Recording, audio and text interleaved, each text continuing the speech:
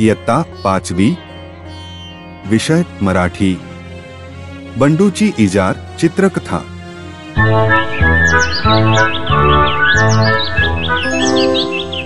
बंडूची इजार. तुमच्या आमच्या सारख्याच एका सरळ मार्गी चालणाऱ्या व्यक्तीच्या आयुष्यात आलेला एक गमतीदार प्रसंग आज आपण बंडूची इजार या पाठातून अनुभवूया. बावची गावचा बंडू शांत व कष्टाळू शेतकरी. आपण भलं आणि आपलं काम भलं असा त्याचा स्वभाव. सगळ्या गावात त्याच्या या स्वभावाची चर्चा.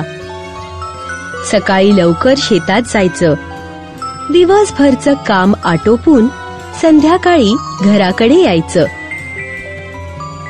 घरी आल्यावर आपल्या मुलीशी खेळायचं, कट्ट्यावर चक्कर मारायची अन जेवायच्या वेळी पुन्हा घरी यायचं.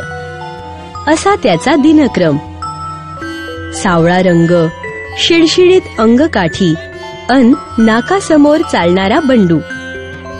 एका वर्षी पीक पाणी बरं झाल्यावर बंडूनं कुटुंबासाठी नवे कपडे अन स्वतःसाठी इजार शिवली. धोंडू मामांनी कपडे शिवले खरे, पण त्यांचा अंदाज जरा चुकला. पुढे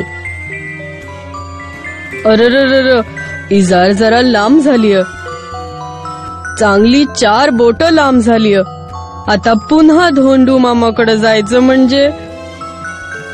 अग, इजार जरा 4 बोट कमी करून टाक घालतीस का? अहो, सकाळी सकाळी आणि काय हे? जेवण बनवायचंय, नीताच्या शाळेत जायचंय, मला नाही जमणार. सुबे, इजार जरा 4 बोट कापून टाक घालतीस का? नाही दादा, मला केवढा अभ्यास पडलाय. आता कॉलेजची वेळ होईल. तू आईला सांग की. आई, ए आई, इजार जरा 4 बोट कापून टाक घालतीस का? ठेव तिकडं तुझी इजार. इथं वैरण कापून कापून माझ्या हाताचं तुकडं पडल्यात. आईने इजार एका कोनाड्यात फेकली. बंडू हिरमुसला होऊन शेताकडे गेला. सकाळीच इजार दुरुस्त कराय पाहिजे होती.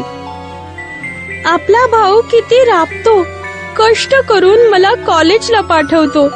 मी दादाचं इतकंही काम करू नये. उगा खेकसले पोरावर. एवढा राब राब राबतोय पोरगा. आपलं काम आपणच केलेलं बरं. आ, मी इजार 4 बोट कापली. मी पण. अगं बया, मी पण इजार 4 बोट कापली. अन मी पण.